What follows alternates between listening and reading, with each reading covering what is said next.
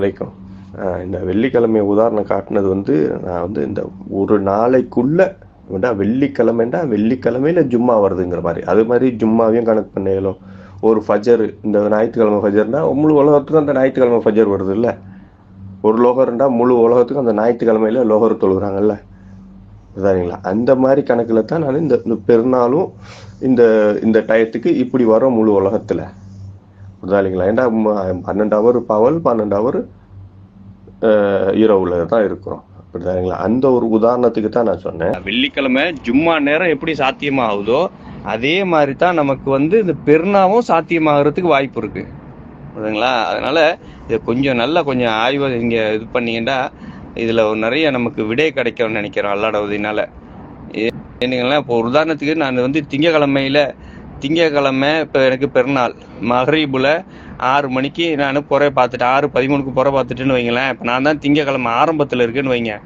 எனக்கும் பின்னாடி இருக்கிறவன் ஆரம்பத்தில் நான் இருக்கேன்னா இப்போ எனக்கும் பின்னாடி வந்து உலகத்திலேயே அதிகபட்சம் டைம் வந்து 12 ஹவர் தான் உலகத்தில். இப்போ ஒரு நாட்டுக்கும் இன்னொரு நாட்டுக்கும் வித்தியாசம்னா 12 மணி நேரம் தான் வித்தியாசம் உள்ள நாடு இருக்குது. 12 மணி நேரம் வித்தியாசம் உள்ள நாடுண்டா அப்போ வந்து அமெரிக்காவை எடுத்துக்கோங்களேன் ஒரு உதாரணத்துக்கு. இப்போ நீங்கள் அமெரிக்காவை எடுத்துக்கிட்டிங்கன்னா இப்போ அமெரிக்கா வந்து ஞாயிற்றுக்கிழமை காலையில் 6 மணிக்கு இருக்குது. இப்போ நான் திங்கக்கிழமை ஆரம்பத்தில் இருக்கேன், 6 மணிக்கு இருக்கேன்.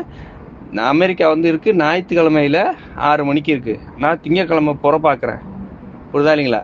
அப்போ அமெரிக்கா வந்துட்டு என்ன செய்யும், என்ன அப்போ அவங்க சாயங்காலம் 6 மணிக்கு வரும்போது அவங்க திங்கக்கிழமை இதில் வந்து நுழைஞ்சிருவாங்க. அப்போ நான் மறுநாள் திங்கக்கிழமை காலையில் பெருநாள் கொண்டாடிடுவேன், புரியுதா இல்லைங்களா? ஆனால் நான் பெருநாள் கொண்டாடும் போது அவங்க திங்கக்கிழமைக்கு வந்துடுறாங்க, மகரீபுல திங்கக்கிழமை உள்ளுக்க வந்துடுறாங்க, புரியுதா இல்லைங்களா? அவங்க மகரீபுல திங்கக்கிழமை உள்ளுக்க வந்துட்டாங்கண்டா அப்போ மறுநாள் காலையில் அவங்க பெருநாள் கொண்டாடும் போது, புரியுதா இல்லைங்களா? அவங்க பெருநாள் கொண்டாடும் போது காலையில் 6 மணிக்கு அவங்க பெருநாள் கொண்டாடுறாங்கன்னா நான் என்ன செய்வேன், செவ்வாய்க்கிழமை ஆரம்பத்துக்கு போயிடுவேன். நான் செவ்வாய்க்கிழமையுடைய ஆரம்பத்துக்கு போயிடுவேன். அவங்க அப்போ முழு உலகமும் திங்கக்கிழமை உள்ளுக்க வந்துடும் பெருநாளைக்கு உள்ள, புரியுதா இல்லைங்களா? நேரம் வராது. இப்போ மகரீபுண்டா இல்லை. குவைத்துல இருந்து உமர் ஃபாரூக் என்கிற ஒரு சகோதரர் கேட்கிறார். இவர் ஏற்கனவே கேட்டிருந்தார் பெருநாள் தொழுகை பெருநாள் தினத்தை முடிவு செய்யறது சம்பந்தமாக கேள்வி முன்னாடி ஒரு தடவை கேட்டிருக்காரு. அதுக்கான பதிலை நம்ம சொல்லி நம்ம தொலைக்காட்சியிலையும் ஒளிபரப்பியும் இருக்கிறோம். அதை ஒட்டுன கேள்வியா தான் இப்பவும் கேட்கிறாரு. என்ன கேட்கிறாருன்னா, உலகம் முழுசும் ஒரே நாள்ல பெருநாள் வராதுன்னு நீங்க சொன்னீங்க. அப்ப வெள்ளிக்கிழமைன்னு ஒரு ஜும்மா தொழுகை இருக்கிறது. வெள்ளிக்கிழமைக்கு வந்து முஸ்லிம்களுக்கு ஒரு சிறப்பு தொழுகை இருக்கிறது. அந்த சிறப்பு தொழுகை ஜும்மா என்பது வந்து உலகம் பூரா வெள்ளிக்கிழமை தானே வருது. ஜும்மா தொழுகை வந்து உலகம் பூரா வெள்ளிக்கிழமை வரும் என்று சொன்னால் சனிக்கிழமை யாரும் ஜும்மா தொழுவது இல்ல, வெள்ளிக்கிழமை தொழுகிறாங்க. பெருநாள் மட்டும் ஏன் ஒரே நாள்ல வராது? அவருடைய கேள்வியுடைய சாராம்சம், பெருநாள் மட்டும் ஒரே நாள்ல வராது, அது ஒண்ணு கேட்கிறாரு. அந்த கேள்வியை பார்த்துட்டீங்கல்ல, அது வேற என்னவா சொல்றாருன்னு கேட்டா, ஒரு 12 மணி நேரம் பகல், 12 மணி நேரம் இரவு தானே இருக்கிறது. அந்த 12 மணி நேரம் பகல், 12 மணி நேரம் இரவும் போது ஒரு 12 மணி நேரம் வித்தியாசம் வரும். எப்படி நாலு வித்தியாசம் வரும், டயம் தான் வேறுபடும், நேரம் தான் வித்தியாசப்படுமே தவிர அதுல வந்து நாலு வேறுபாடுக்கு சான்ஸே இல்லை. எல்லாரும் சனின்னா எல்லாரும் சனிதான் அப்படிங்கிற மாதிரி ஒரு அர்த்தத்தையும் அவர் வந்து அதை சொல்றாரு. அதாவது முதல் அடிப்படை விளைவிக்கணும். அன்னைக்கு இதை சொல்லி இருக்கிறேன், இன்னொரு தடவை சொல்லி போடுறான். ஒரு நாள்னு சொல்லணும் இல்லையா? ஒரு நாள்னா அதுக்கு ஆரம்பம்னு ஒண்ணு இருக்கணும். ஏன்னா ஒரு நாள்னா 24 மணி நேரம் அது வரணும்ல. அவன் எதை நாள் வேணா சொல்லிட்டு போறான். இப்ப இங்கிலீஷ்காரனுடைய கணக்கு பிரகாரம் ஒரு நாள்ங்கிறது என்ன, நள்ளிரவு 12 மணி, 12 கடந்துருச்சுன்னா நாள் ஆரம்பம். அடுத்த 12 ரவுண்ட் வச்சுன்னா நாள் முடிஞ்சிருச்சுன்னு அர்த்தம். 12 மணிக்கு வெள்ளிக்கிழமை, இப்ப 12 மணி ஆச்சுன்னா கிழமை மாறிடும். உங்களுடைய போன்ல இருந்து எல்லாத்துல இருந்து அப்படிதான் அந்த அந்த கணக்கு தான் வச்சிருக்கிறாங்க. அதனால டைம் டேட் மாறி விடுகிறது. அப்ப வெள்ளிக்கிழமை சரி. அப்ப என்ன செய்யுதுன்னு கேட்டா, இந்த 12 மணிக்கு நாள் பிறக்குதுல, அந்த நேரமே எல்லாரும் பிறந்துருமா? எல்லாரும் பிறக்காது. எனக்கு 12 ஆச்சு, எனக்கு வெள்ளிக்கிழமை. ஒருத்தனுக்கு வந்து என்னவா இருக்குது, 1 மணியா இருக்கிறது, ஒருத்தனுக்கு 11 மணியா இருக்கிறது, ஒருத்தனுக்கு 10 மணியா இருக்கிறது. அவனுக்கு நாள் பிறக்குமா? அவனுக்கு பிறக்காது. எனக்கு பிறந்து எனக்கு மட்டும்தான். அவனுக்கு இப்ப பிறகு நான் இப்படி கடந்து போகணும், அவன் இந்த இடத்துக்கு வருவான், அவனுக்கு 12 மணியா வரும். அப்ப அவனுக்கு நள்ளிரவு 12 மணி வரும் பொழுதுதான் அவனுக்கு உரிய நாள் என்ன செய்யும் வரும்.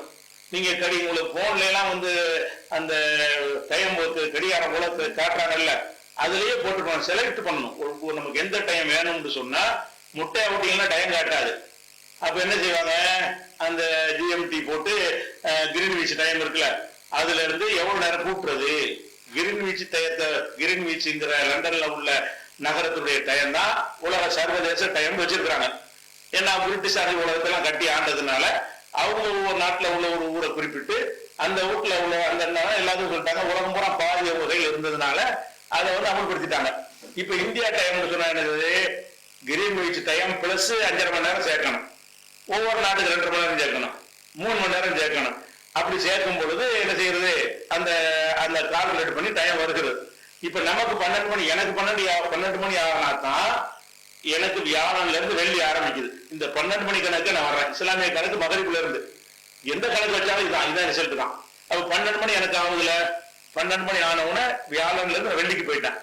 11 மணில ஒருத்தர் காணுவீங்க, 11 மணி இருக்கிறவனுக்கு அவனுக்கு என்ன கிழமை, அவன் வியாழன்ல இருந்துட்டு இருக்கான். நான் வெள்ளிக்கு போயிட்டேன், அவன் வியாழன்ல இருந்துட்டு இருக்கிறான். அவன் எப்ப வருவான்னு கேட்டா 1 மணி நேரம் கடந்த பிறகு அவனுக்கு 12 மணி வரும். அப்ப அவன் வெள்ளிக்கு வந்துடுவான். அதுக்கு பிந்தி உள்ள 50 பேர் வியாழன்ல இருப்பான். யாரெல்லாம் வியாழன்ல இருப்பான், நான் 12 மணில இருக்கும்போது இவன் வியாழன் பாதி உலகத்துல வியாழன் இருப்பாங்க. பாதி உலகம் முந்தி போயிருக்கும்போது அவன் வெள்ளியை கடந்து முடிக்கிற கட்டத்துல வருவான். அப்படிங்கும் போது அப்ப உலகத்துல வந்து எல்லாருக்கும் ஒரே நிலைமை ஒரே நாள் வருதுன்னு சொன்னா ஒரே நாள் ஒரே நேரத்துல வராது. ஒரு நாளுடைய ஆரம்பம் வரணும். எனக்கு நாள் ஆரம்பிச்ச உடனே இன்னொருத்தனுக்கு ஆரம்பிச்சுன்னு சொன்னீங்கன்னா அவனுக்கு 24 மணி நேரம் வரணுமா வரக்கூடாதா? இப்ப எனக்கு 12 மணி ஆச்சு, அடுத்த நாளைக்கு எவ்வளவு டைம் கிடைக்கும், எனக்கு 24 மணி கிடைக்கும். எனக்கு நாள் ஆரம்பித்து விட்டதுனால் 50 பேருக்கு நாள் ஆரம்பிச்சுன்னு சொன்னீர்களே, ஆனால் அவனுக்கு எனக்கு 12 இருக்கும்போது அவன் 8 மணியா இருப்பானே, 8 மணிக்கு அவனுக்கு நாள் ஆரம்பிச்சுன்னு சொன்னா அவனுடைய டைம் கூடுமே அல்லது குறையுமே? 4 ஹவர் கூட 4 ஹவர் குறையுமே.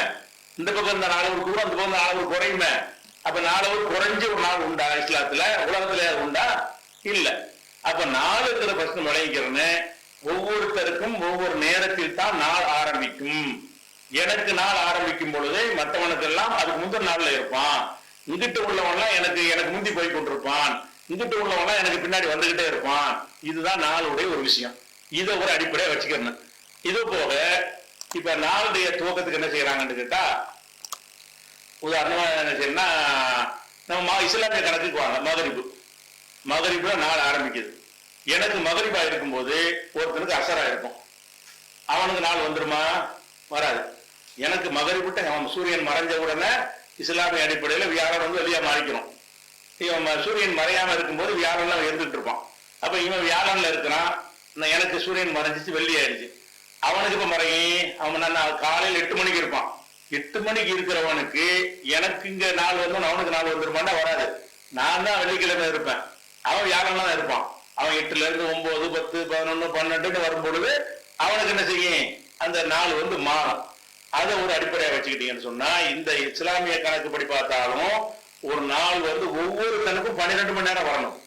ஒரு இடத்துல பிறந்தவன எல்லாருக்கும் வந்துருச்சுன்னு சொல்லக்கூடாது, அது சாத்தியமே கிடையாது.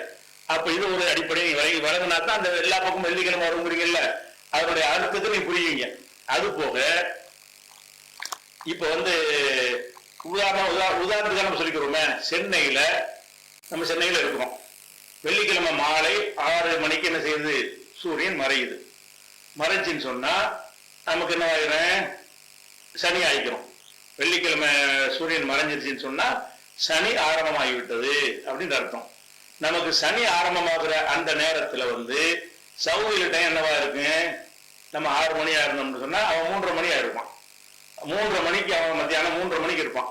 அவன் 3:30 மணியா இருக்கிறவனுக்கு சனியா வெள்ளியா? அவன் வெள்ளி. 3:30 மணி தான் வித்தியாசம். கிழமை வேற. என்னுடைய கிழமை வந்து வெள்ளி, என்னுடைய கிழமை வந்து சனி, அவனுடைய கிழமை வியாழன் வெள்ளி.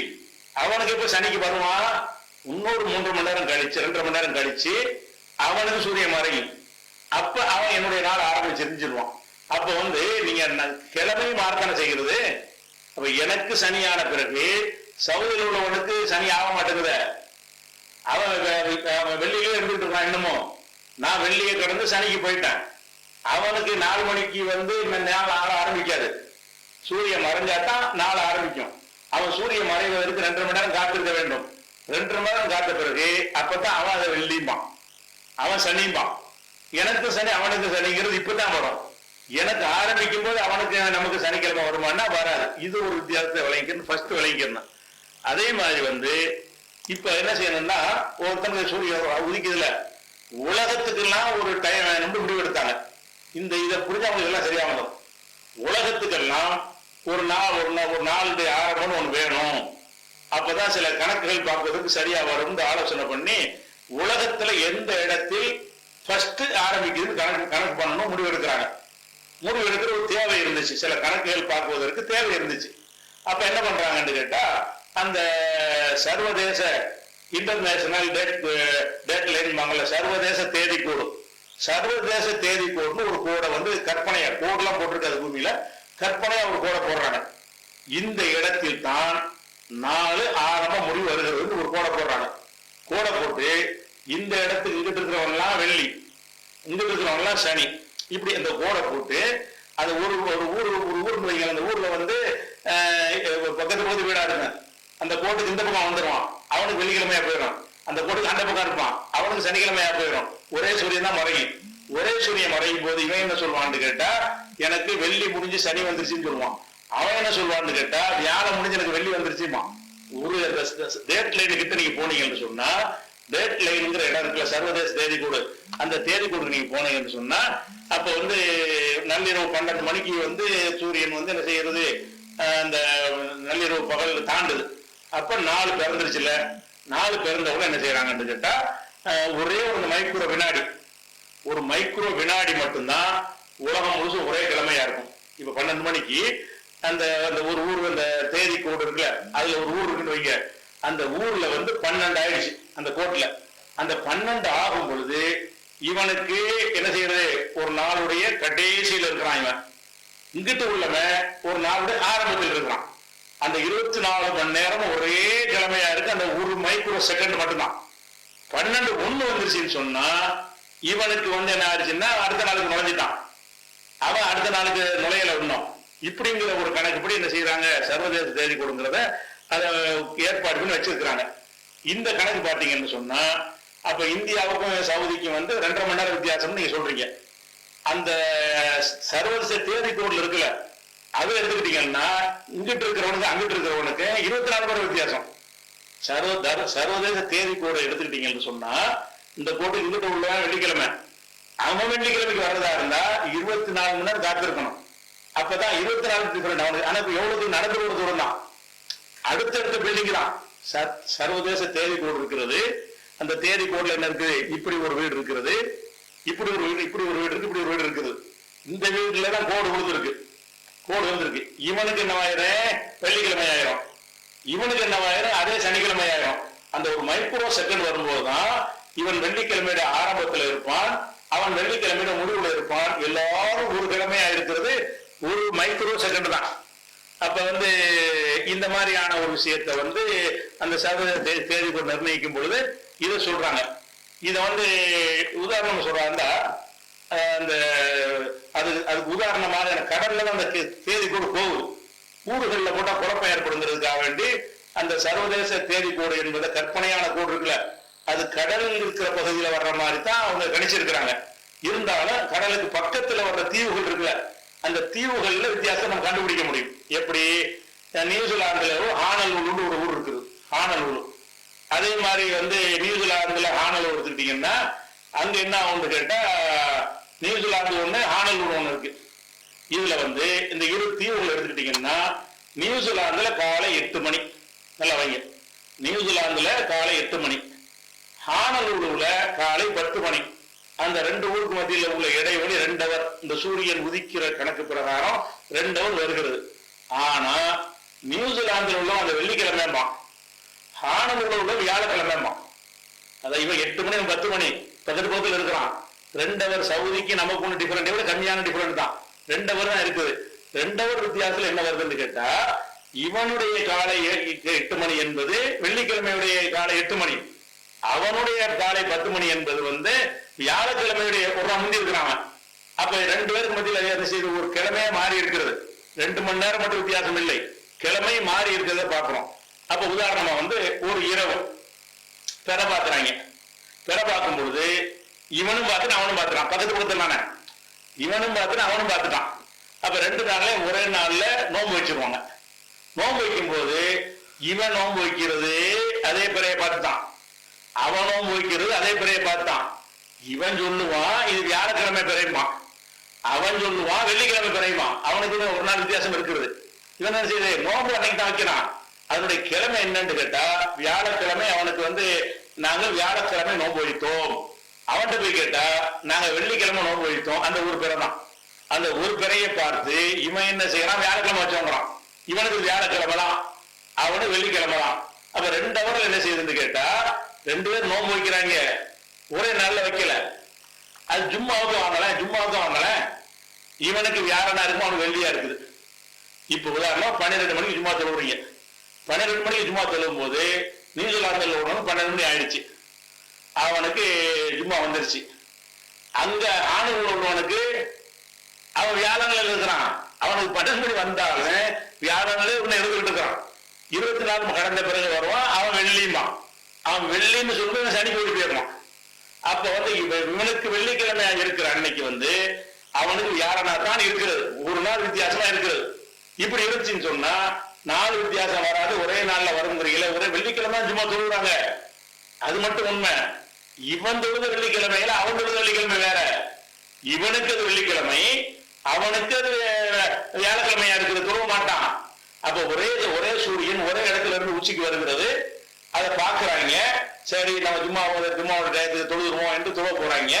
அப்படி தொழ போகும்போது இவன் என்ன செய்யறான்னு கேட்டா வெள்ளிக்கிழமையில நம்ம ஜும்மா தொழுவோங்கிறான்.